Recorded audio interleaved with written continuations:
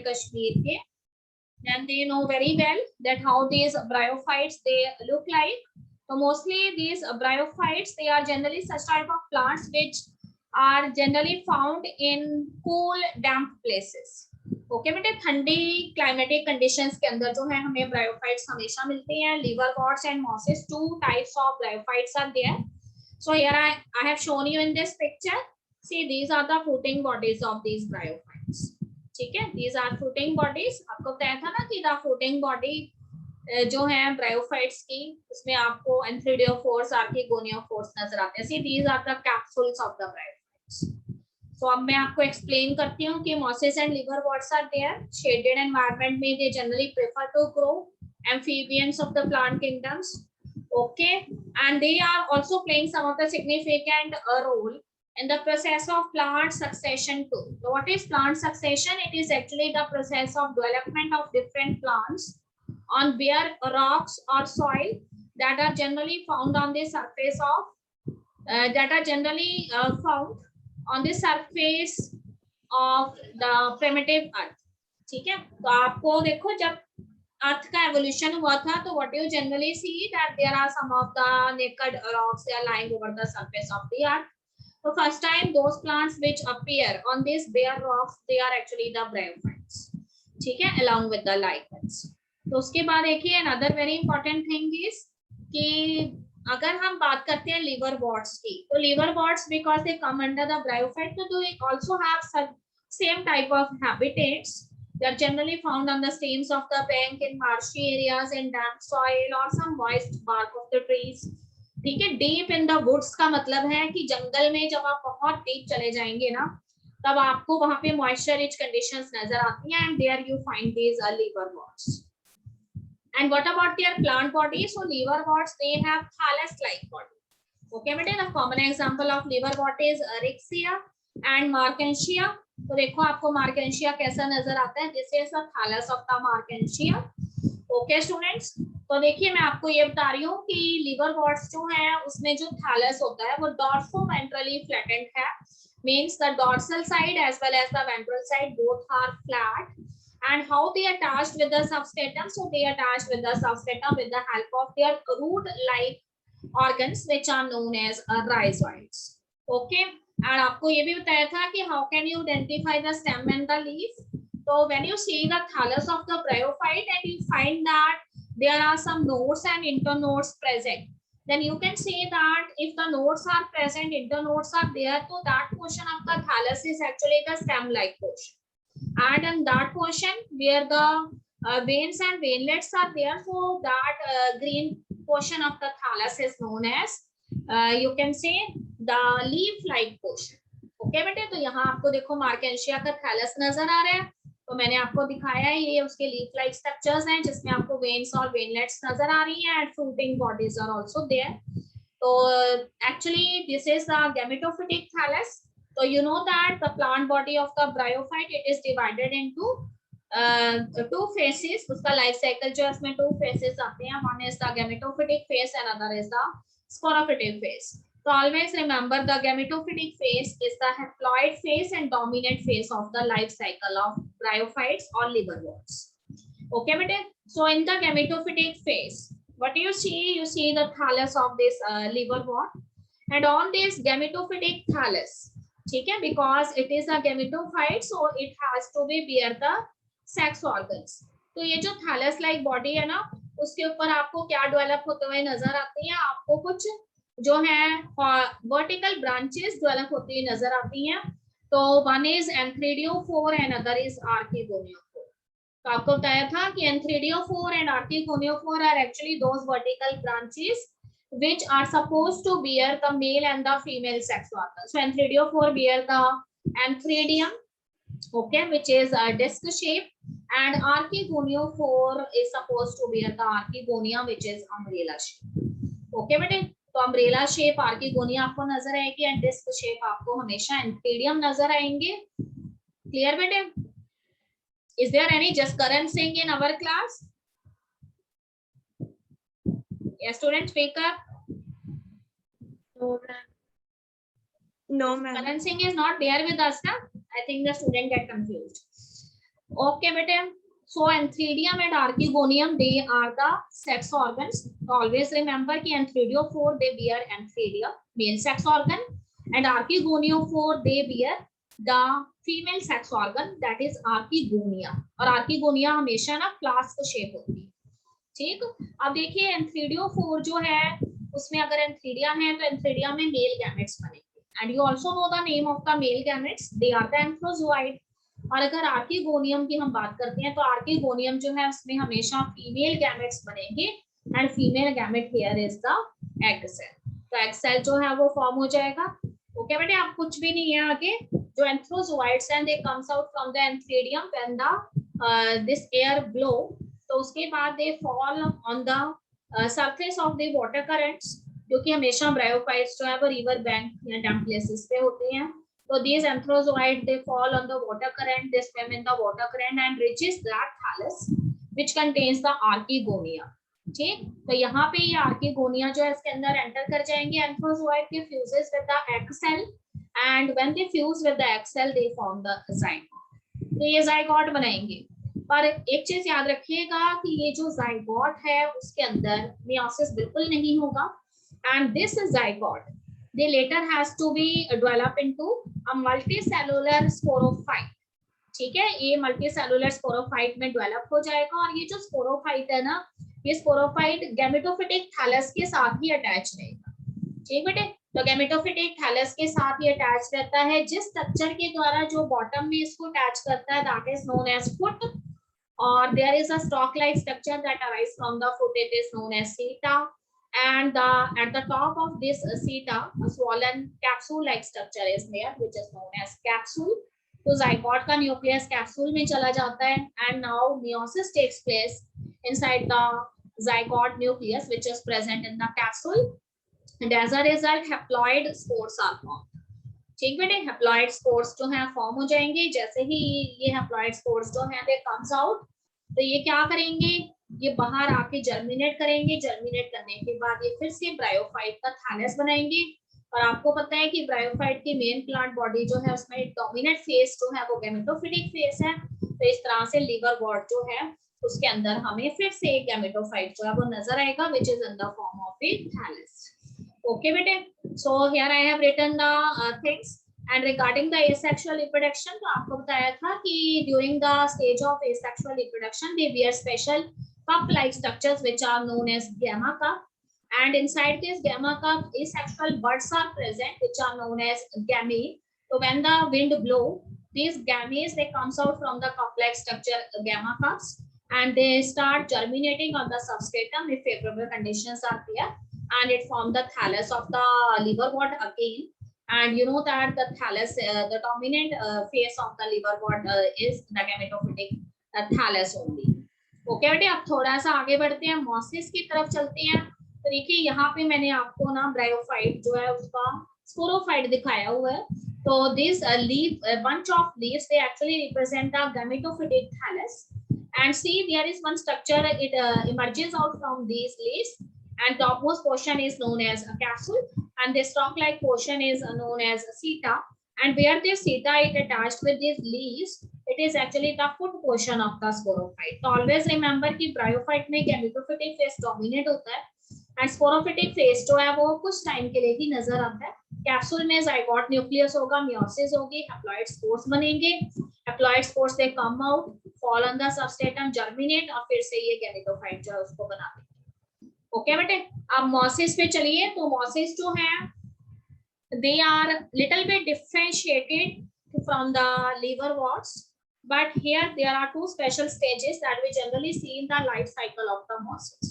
okay बेटे, तो mosses जो इनके life cycle में two stages आ जाती हैं। one is known as the protonema stage which is the first stage, और आपको बताया था कि गैमेटोफाइट जो है वो चाहे लिवरवॉट है चाहे मॉसिस है, गैमेटोफाइट किससे डेवलप होता है, हैप्लॉइड स्पोर से डेवलप होता है which comes from the capsule, जो कैप्सूल में से आता है। तो यहीं से हम शुरुआत कर रहे हैं कि when the haploid spore they germinate, then they form the first stage of the moss thallus which is known as the protonema stage। ठीक बेटे, प्राइमरी प्रोटोनीमा भी इसको हम कहते हैं या प्रोटोनीमा स्टेज कहते हैं। तो how the moss it look like it in its first stage which is the protonema stage. तो इमेजिन करिए कि इसके अंदर जो मॉस होता है वो ग्रीन कलर का नजर आता है आपको। क्रीपिंग स्ट्रक्चर, क्रीपिंग स्ट्रक्चर का मतलब होता है, क्रीपिंग शब्द का मतलब है रेंगना।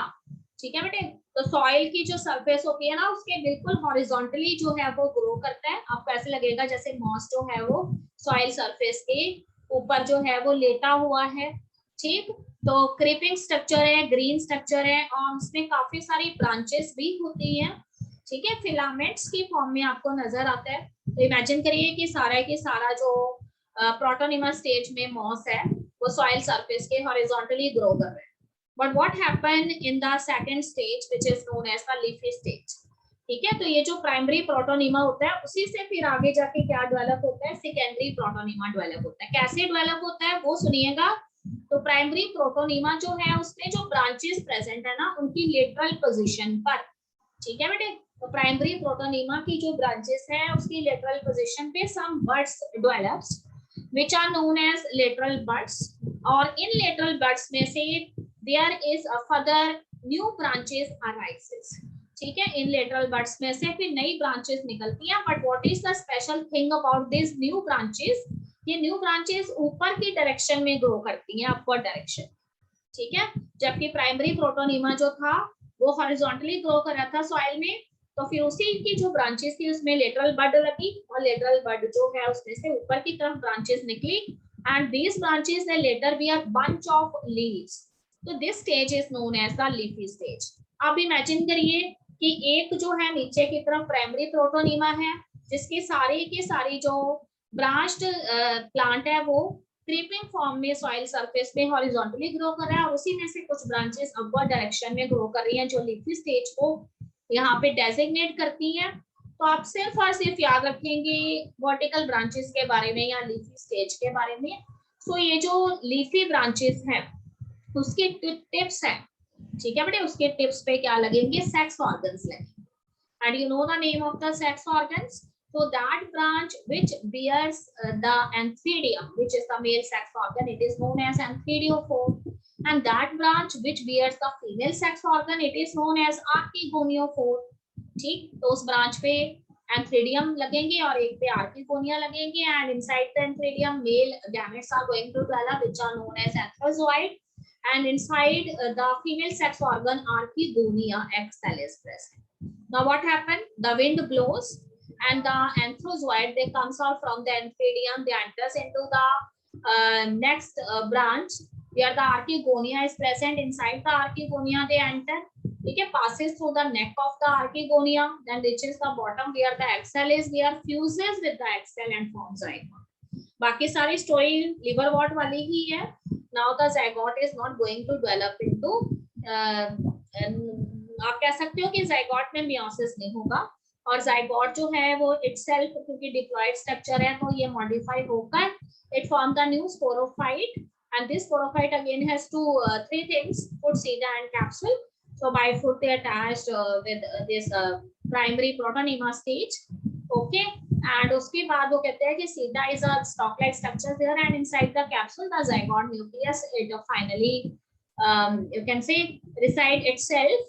And later on what happened in the zygote nucleus, meiosis takes place and as a result haploid spores are formed। So again when the wind blows then these haploid spores they fall on moisture rich substratum, they germinate, ये germinate हो जाएंगे और germinate होके फिर से moss का thallus बनाएंगे। तो आपको याद है कि मॉस के थैलस जो है इसमें पहली स्टेज प्राइमरी प्रोटोनीमा स्टेज है एंड सेकंड स्टेज जो है वो लीफी स्टेज है जो तब डेवलप होती है जब प्राइमरी प्रोटोनीमा की जो क्रीपिंग ब्रांचेस हैं उसकी लेटरल एक्सिस पे बड्स लगती हैं तो उसमें से न्यू ब्रांचेस वर्टिकल फैशन में ग्रो होती हैं और वो लीव्स को बियर कर लेती हैं जिसे हम लीफी स्टेज कहते हैं और लीफी स्टेज जो है वही सेक्स ऑर्गन्स को बियर करती है।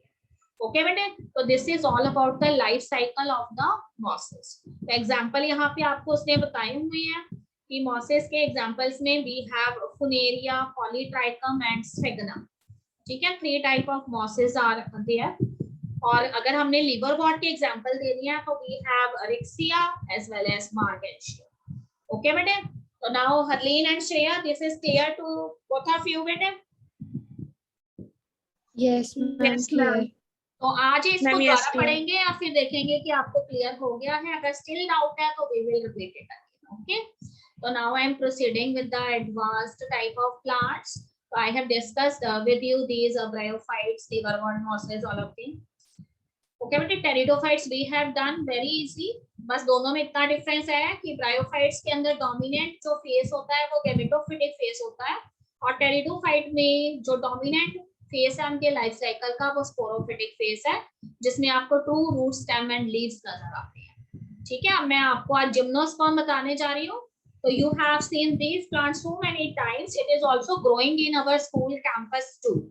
ठीक है, those students who have visit school, उनको पता है कि there are some bigger red color drums we usually placed near the cycle stand. जहाँ पे हमारा साइकिल स्टैंड है ना, वहाँ पे रेड कलर के बड़े बड़े ड्रम्स रखे गए हैं, उनमें ये प्लांट्स ग्रो कर रही हैं। These are the examples of gymnosperms. तो generally to types of gymnosperms जो हमें जनरली नजर आते रहते हैं, one is cycas and another is spinous. ठीक है बेटे, साइकस इस तरह का होता है। साइकस जो है उसमें बंच ऑफ ब्रांचेस जो है वो सिंगल पॉइंट से ही अराइज होती हैं, और यहाँ पे जो हमारा पाइनस होता है, जिसे हम पाइन ट्री भी कहते हैं, ठीक है, इस तरह के कोन्स आपने अक्सर देखे हुए हैं, घर में हम डेकोरेशन के लिए भी यूज करते हैं। तो पाइनस और पाइन ट्री जो है, mostly where you have seen these plants, so when you visit the hill stations, ठीक है, जैसे हिमाचल में आप धर्मशाला जाते हो, या फिर आप यूपी के अंदर जो है देहरादून, मसूरी जाते हैं, तो आप जब एल्टीट्यूड की तरफ बढ़ रहे होते हैं, then this type of plants they are generally growing, cycas and pinus. तो ये प्लांट्स जो होते हैं इनके लीव्स नीडल शेप होते हैं students. why they bear needle shaped leaf, that you also know, because they are growing in altitude zones. So though there is enough rainfall in such areas, but because of slopes, the rain water it generally run off. ठीक है, बारिश का पानी ठहरता नहीं है, mountains में नीचे चला जाता है प्लेन्स में, तो इसलिए वाटर डेफिशिएंसी यहाँ पे हमेशा बनी रहती है। Because of this their leaves are the needle shaped leaves. So first I am going to discuss with you the general features of these gymnosperms.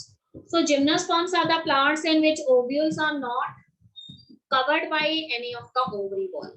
ठीक है बेटे, you have learned about the process of double fertilization in class 10th in angiosperms. तो उसमें आपको बताया गया था कि when fertilization takes place, तो after fertilization जो ओव्यूल होता है वो हमेशा सीड बन जाता है, और जो ओवरी होती है वो हमेशा फ्रूट बनती है। तो जिम्नोस्पर्म ऐसे प्लांट्स हैं जिनके अंदर ओव्यूल्स जो होते हैं they are not enclosed inside any of the ovary wall. मतलब इसके जो सीड्स हैं या ओव्यूल्स हैं वो ढके हुए नहीं होते हैं, नेकेड होती हैं। ठीक है बेटे, उनके आसपास फ्रूट की कोई कवरिंग नहीं होती। तो फर्टिलाइजेशन से पहले भी और उसके बाद भी they have exposed type of leaves. देखो, the seeds that develop post fertilization they are not covered, they are the naked type of seeds. And gymnosperms they include mostly such type of trees which have medium size height. ठीक है, ऐसे trees इसके अंदर आ जाते हैं जिनकी की medium size वाली हाइट होती है, या फिर दे हैव टॉल ट्रीज, बहुत टॉल ट्रीज भी आ जाती हैं इसके अंदर।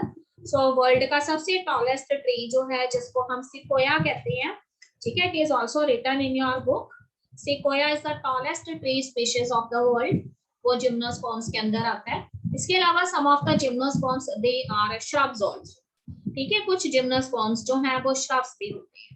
तो यहाँ पे देखिए सिकोया का अनदर नेम जो है जाइंट रेडवुड ट्री कहते हैं इसको। If you have learned in your earlier classes in GK book, then giant redwood tree is the tallest tree of the world and it is a sequoia.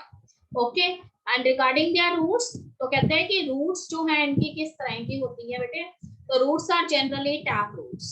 ठीक है, I have already explained you so many times a tap root system is such a root system in which there is a main root which is known as primary root, and so many other small roots they arises from the primary roots, and this may be secondary roots, और secondary roots में से भी further roots arise होती है जिन्हें tertiary roots कहते हैं।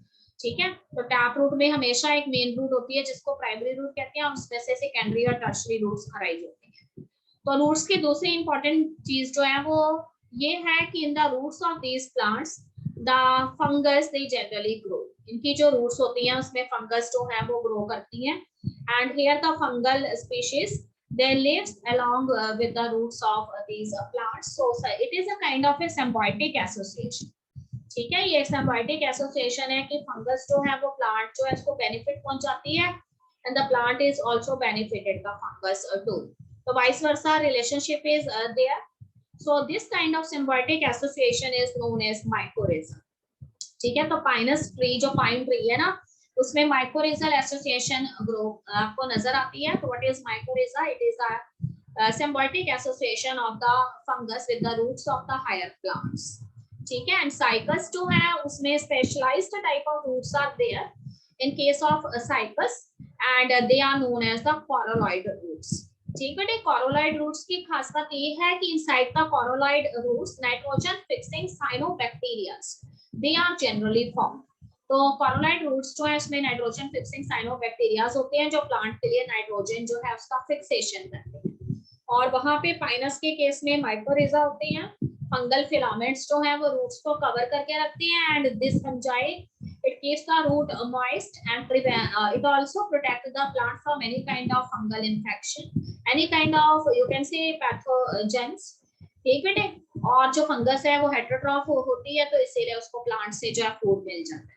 तो यहाँ पे देखो मैंने 2 पिक्चर्स आपको शो की हैं. फर्स्ट पिक्चर पाइनस की है जिसमें आपको कोन्स नजर आ रहे हैं, सेकंड पिक्चर जो है वो साइकस की है. पाइनस में ब्रांचेस होती हैं, साइकस में ब्रांचेस नहीं होती.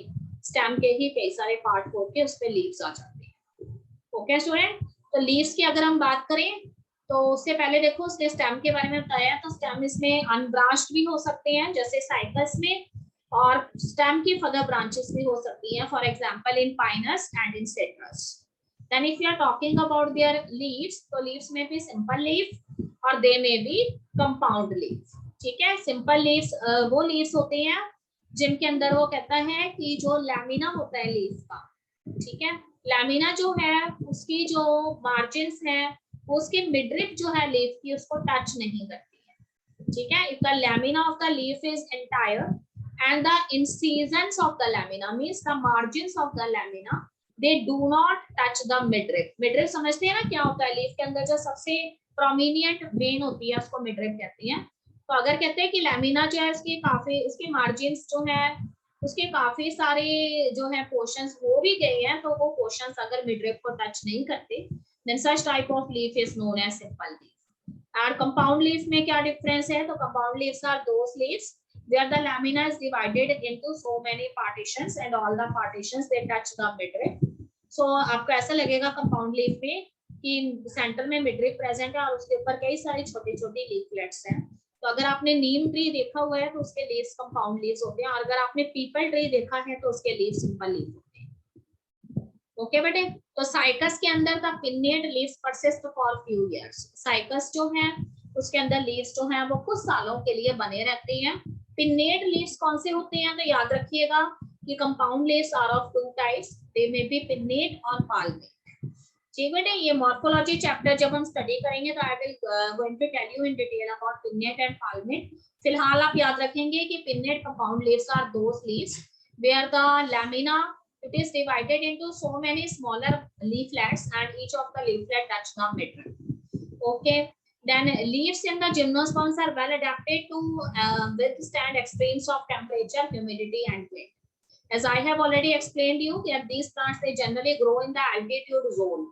ये हमेशा टेम्परेचर कहाँ पे ग्रो करते हैं? माउंटेन्स पे ग्रो करते हैं. तो आपको पता है कि अगर हम एल्टीट्यूड पे रहते हैं तो sun is very near to us. So these plants they are adapted to such type of conditions where they are able to face the high temperature conditions. Okay, and another very important thing is humid environment they generally grow. ठीक है, humidity बनी रहती है तो temperature ज्यादा होगा तो आपको पता है कि टेम्परेचर इज मोर तो रेनफॉल भी होगी, और अगर रेनफॉल होगी तो ह्यूमिडिटी जो है वो बनी रहेगी और फास्ट विंड जो है जहां ब्लो करती है वहां पर होती है. ठीक है, उसके बाद देखिए in conifers the needle like leaves are there. तो why the needle like leaves are there? Because if the leaves are the needle shape and their lamina is very short, तो this means the surface area is reduced. Surface area leaf का reduce हो जाएगा. और दूसरी चीज है water loss नहीं होगा because of the process of transpiration. ठीक है, and another very important thing is they also possess a thick cuticle. इसमें थिक क्यूटिकल भी होता है. It is a covering that is you can say epidermis होती है ना लीफ की सबसे ऊपर वाली लेयर, उसके ऊपर एक वैक्सी लेयर होती है जिसको क्यूटिकल कहती है. एंड ये क्यूटिकल इसलिए प्रेजेंट है so that the extra water can not be lost from the leaf because of the process of transpiration. Because if there is high temperature और सनलाइट तो लीफ जो है उसपे से ट्रांसपिरेशन भी जल्दी जल्दी होता. इसीलिए इनके जो लीव्स है ना वो कैसे हैं, इनके लीव्स जो हैं वो इस तरह की है जिसके अंदर की लैमिना बहुत ही कम है, सरफेस एरिया बहुत कम है. एंड दूसरा thick waxy coating is there which is known as cuticle. And another thing is sucker stomata. Sucker stomata means their stomatas they are deeply embedded inside the leaf surface. इनके जो stomatas हैं वो leaf surface में बहुत अंदर तक होते हैं. वो इसीलिए होते हैं कि if they present on the surface of the leaf, then this means there is lot of water loss from the these stomatas. अगर वो deeply embedded होंगे तो water loss उसमें से कम होगा. ओके बेटे. another thing is the gymnosperms की अगर हम reproduction की बात करें तो gymnosperms जो हैं they are heterosporous. Okay बेटे, I have explained you so many times. Heterosporous means such a type of plants which always produce two type of spores. ऐसे plant जो हमेशा दो तरह के spore produce करते हैं they are known as heterosporous. तो gymnosperms भी heterosporous हैं and they produce two type of spores. One is microspore and another is megaspore. एक माइक्रोस्पोर होती हैं और एक मेगास्पोर्स होते हैं. ठीक है. So two kind of spores they are produced inside the sporangia. दोनों ही स्पोर्स जो हैं चाहे माइक्रोस्पोर है मेगास्पोर है वो जिन स्ट्रक्चर्स के अंदर प्रोड्यूस होते हैं उनको स्पोरेंजिया कहती हैं. और ये जो स्पोरेंजिया है, ठीक है बेटे, ये स्पोरेंजिया जो है ये स्पेशल टाइप ऑफ कोन्स के अंदर प्रेजेंट होती है. और ये जो कोन है वो कहाँ पे जाके अटैच होते हैं तो कहते हैं कि there are some leaves that are present on the branches which are known as sporophylls. और ये जो स्पोरोफिल्स है ना इनके ऊपर कोन्स लगते हैं, कॉम्पैक्ट कोन्स, और उन कोन्स के अंदर स्पोरेंजिया होते हैं और स्पोरेंजिया के अंदर स्पोर्स बनते हैं. जी बेटे. तो अगर मैं कह रही हूँ कि वो हेटेरोस्पोरस है इसका मतलब कि यहाँ पे जो लीव्स होंगे, ठीक है, तो उसमें से कुछ लीव्स जो है वो स्मॉल साइज के होंगे and some of the leaves may be of the larger size. तो those branches which bear small size leaves they are known as, ठीक है, ऐसी ब्रांचेस जिसमें स्मॉल साइज लीव्स हैं और उन स्मॉल साइज लीव्स को क्या बोला गया है, माइक्रोस्पोरोफिल्स बोला गया है. And there are some of the branches which have large size leaves.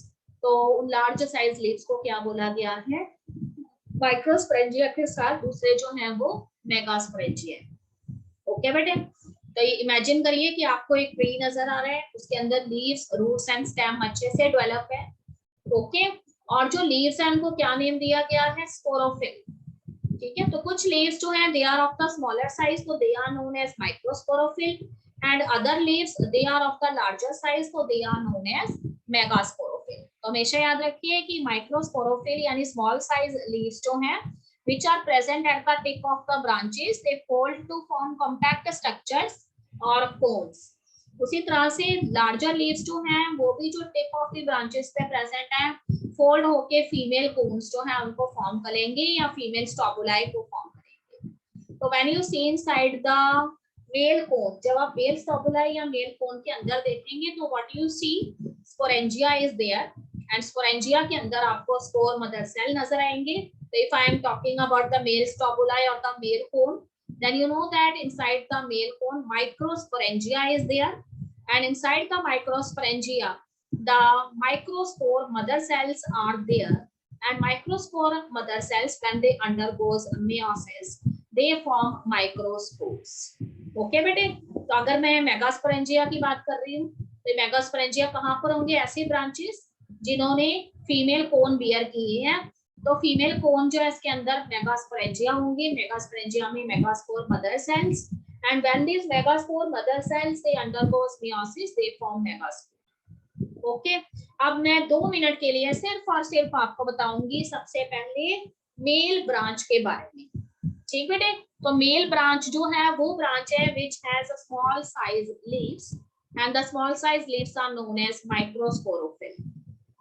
And this microsporophyll, ठीक है, ये माइक्रोस्पोरोफिल या स्मॉल साइज लीव्स जो कि ब्रांच के एंड में प्रेजेंट होते हैं ना वो फोल्ड होके कोन्स बना लेते हैं which are known as the male strobili. Now what is present inside the male strobili? तो inside the male strobili the microsporangia is there. Microsporangia is a structure which is present inside the male strobili or cone. और microsporangia के अंदर क्या है? Microspore mother sales. और microspore mother cell जो है उसके अंदर क्या होगी? मियोसिस होगी. ठीक बेटे, क्योंकि जिम्नोस्पर्म्स भी टेरिडोफाइट की तरह स्पोरोफिटिक उनका जो लाइफ फेस है, उनके लाइफ साइकिल का वो डोमिनेट होता है. तो याद रखिए, मैंने आपको बोला है कि मेल कोन के अंदर माइक्रोस्पोरेंजिया है, माइक्रोस्पोरेंजिया के अंदर माइक्रोस्पोर मदर सेल है, और माइक्रोस्पोर मदर सेल के अंदर मियोसिस. मियोसिस होने के बाद क्या बनेंगे? माइक्रोस्पोर्स बनेंगे. और ये जो माइक्रोस्पोर्स बनेंगे ना, ये काफी ज्यादा होंगे नंबर में. ठीक बेटे, तो ये जो माइक्रोस्पोर्स हैं they represent the male gametophyte. ये किसको रिप्रेजेंट करेंगे? मेल गैमेटोफाइट को रिप्रेजेंट करेंगे. पर वो कहते हैं कि this microspores they are not fully developed. ये माइक्रोस्पोर अच्छे से डेवलप नहीं हो रखे होते, और ये रिड्यूस्ड टाइप ऑफ माइक्रोस्पोर्स होते हैं जो मेल गैमेटोफाइट जो है उसको रिप्रेजेंट करते हैं. तो ये जो रिड्यूस्ड गैमेटोफाइट है ना, इसी को हम क्या मान लेते हैं? Pollen grain. We call it as pollen grain. So what is a pollen grain? It is a reduced type of male gametophyte which is actually the microspore, reduced microspores. ठीक बेटे, तो यहाँ पे रुक जाएंगे आप कि जो मेल ब्रांच थी उसमें मेल कोन्स लगे. मेल कोन्स में माइक्रोस्पोरेंजिया, माइक्रोस्पोरेंजिया में microspore mother cell, microspore mother cells में मियोसिस, मियोसिस होने के बाद microspores. But these microspores they are not fully developed, so these reduced microspores they represent a male gametophyte and they are also known as pollen grains. अब याद रखिए कि pollen grains जो हैं वो किसके अंदर फॉर्म हो गए हैं? मेल कोन के अंदर फॉर्म हो गए हैं. अब चलिए फीमेल ब्रांच की तरफ. तो कहते हैं कि जो फीमेल ब्रांच है उसमें बड़े बड़े साइज के लीव्स प्रेजेंट हैं and these leaves are known as the megasporophyll. Okay students, so these megasporophylls, okay, large size leaves when they are present at the end of the branch, so they fold and they also form cone. तो female cons या female स्टोबुलाई जो हैं वो हर एक बड़े size वाले leaves वाले branch के एंड पे लगे हुए होते हैं. And what is present inside the female stobuli? So you know that inside the female stobuli megasporangia is there, and inside the megasporangia what is present? Megaspore mother cell. And this megaspore mother cell it undergoes meiosis. ये megaspore mother cell जो है उसके अंदर meiosis होती है, और meiosis होने के बाद ये 4 megaspores बनाते हैं. ठीक बेटे, दोनों में इतना सा डिफरेंस है कि मेल के केस में माइक्रोस्पोर काफी सारे बने थे, but in case of female when the megaspore mother cell they undergoes meiosis they form 4 megaspores. और याद रखिए out of these 4 megaspore 3 degenerate. ठीक है, 3 इसमें से डीजेनरेट हो जाती हैं and only 1 megaspore remains alive. और सिर्फ एक ही मेगास्पोर जो है वो अलाइव रहता है. और इस तरह से वो कहते हैं कि ये जो मेगास्पोर है, ठीक है, ये मेगास्पोर जो है ये फिर आगे जाके किसमें डेवलप हो जाता है? Female gametophyte. तो this megaspore it later develops into the female gametophyte. तो आपको मैंने ये बताया कि मेल के केस में जो माइक्रोस्पोर थे जिन्हें हमने रिड्यूस्ड माइक्रोस्पोर्स को पोलन ग्रेन्स कहा था, वो मेल गैमेटोफाइट को रिप्रेजेंट करते थे ना. तो यहाँ पे जो 4 हमारे पास जो है मेगास्पोर बने हैं, जिसमें से out of this 3 degenerate and 1 survive only. So this surviving megaspore it develops into multicellular female gametophyte. ठीक है, ये फीमेल गैमेटोफाइट को रिप्रेजेंट करेगा. और इस फीमेल गैमेटोफाइट में सबसे अच्छी बात है कि इस फीमेल गैमेटोफाइट के अंदर क्या प्रेजेंट होंगी? 2 to more आर्किगोनिया आती है. ठीक है, तो आर्किगोनिया आपने ब्रायोफाइट में भी सुनी है, आपने एल्गीज के केस में भी. ठीक है बेटे, एल्गीज में तो नहीं कह सकते, ब्रायोफाइट्स में आपने देखी है, टेरिडोफाइट्स में देखी है. तो ये जो सर्वाइविंग मेगास्पोर होता है जो फिर फीमेल गैमेटोफाइट को रिप्रेजेंट करता है, वो 2 या 2 से ज्यादा आर्किगोनिया रखता है. ओके, एंड ये आर्किगोनिया जो है फीमेल सेक्स ऑर्गन्स होती हैं.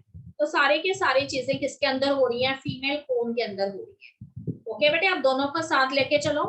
जो मेल गैमेटोफाइट था वो पोलन ग्रेन्स थे, और जो फीमेल गैमेटोफाइट है वो यहाँ पर जो है क्या कर रहे हैं? माइक्रो मेगास्पोर है और उसके अंदर 2 से 3 तक जो है आर्किगोनी है। अब विंड ब्लो करेगी, now the wind blows and the pollen grains they comes out from the male cone, और पोलन ग्रेन्स मेल कोन में से बाहर आ जाएंगे, ठीक है। दे यू कैन से they move in the wind, wind के अंदर मूव करेंगे and accidentally they fall on